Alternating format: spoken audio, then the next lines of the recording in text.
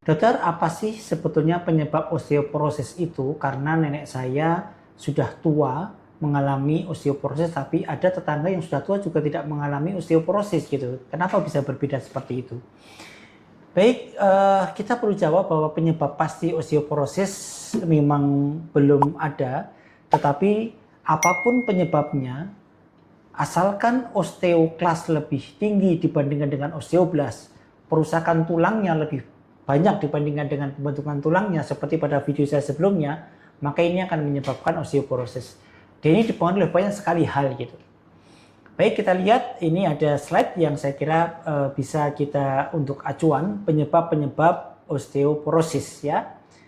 Penyebab osteoporosis yang paling utama dulu itu adalah karena menopause, karena menurunnya hormon estrogen ya. Karena estrogen inilah yang akan memacu osteoblas untuk aktif membentuk tulang dan mengurangi osteoklas untuk merusak tulang. Maka semakin tua, semakin menopause, maka tidak punya lagi estrogen ataupun sangat sedikit estrogennya, tentu ini akan memicu terjadinya osteoporosis ataupun pengeroposan tulang. Sementara penyebab-penyebab yang lain, penyebab-penyebab sekunder kita lihat di sini ya. Yang pertama ada banyak sekali penyebab ini. Ya, yang pertama karena perubahan lifestyle, perubahan gaya hidup, misalnya kekurangan vitamin D. Kita tahu bahwa tulang itu membutuhkan kalsium, dan kalsium itu membutuhkan zat-zat yang mengandung kalsium, seperti makanan-makanan dari putih telur, dari seafood ataupun yang lain, dari sayuran. Maka kalsium tadi akan masuk ke dalam usus kita dimakan, dan yang menyerap kalsium dari usus ke dalam pembuluh darah itu atas bantuan vitamin D. D3 terutama. Jadi kalau ada perubahan gaya hidup sehingga vitamin D-nya turun, misalnya tidak pernah mau kena sinar matahari misalnya, ya, ini akan menyebabkan terjadinya gangguan pada penyerapan kalsium. Maka bahan dasar pembentuk tulang menjadi sangat berkurang nih. Terjadilah osteoporosis misalnya. Kemudian memakan garam terlalu banyak ini juga akan memicu osteoporosis, ya. Kemudian merokok ini tentu efeknya sangat banyak ya, tidak hanya osteoporosis, ada cancer, ada yang lain-lain, ada aterosklerosis, dan ini salah satunya adalah menyebabkan osteoporosis. Minum alkohol berlebihan ya, ini juga osteoporosis. Imobilisasi, tidak mau beraktivitas, hanya maunya rebahan saja, mainan HP saja, maka ini akan menyebabkan kekuatan tulang menurun gitu ya. Maka ada program berjalan 1000 langkah sehari, 2000 langkah sehari, ini sangat bagus. Dia akan mencegah terjadinya osteoporosis gitu ya. Kemudian terlalu sering jatuh terutama pada orang tua, ini juga menyebabkan osteoporosis ya. Kemudian intake ataupun masukan kalsium yang rendah ini juga menyebabkan osteoporosis dan lain sebagainya. Kemudian yang kedua penyebabnya adalah di slide ini kelihatan adalah penyakit-penyakit genetik. Misalnya adanya genetik osteogenesis imperfecta, tulang tidak bisa terbentuk dengan sempurna misalnya, ya. Ada fibrosis kistik misalnya.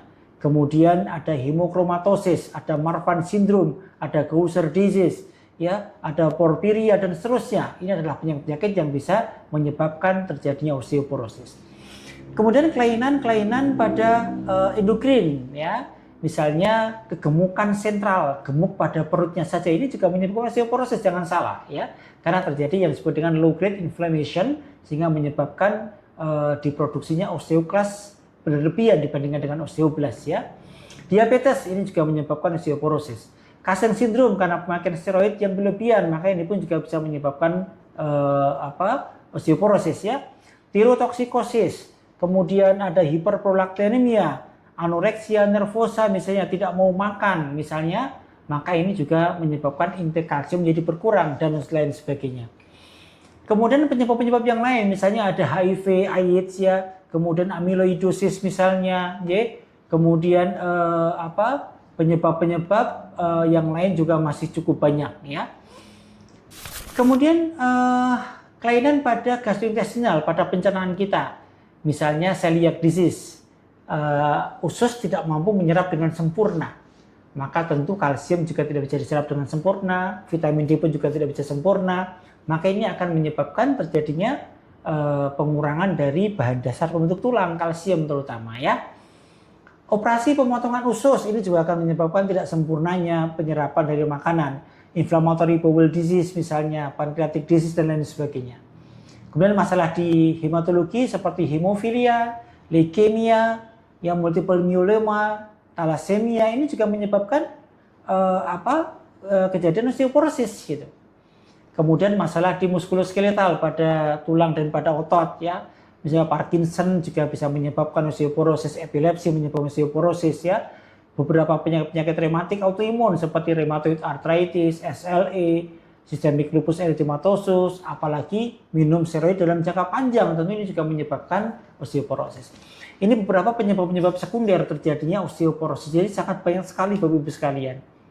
Maka pencegahannya adalah ya sudah, yang bisa dihindari, yang harus ditambah gitu.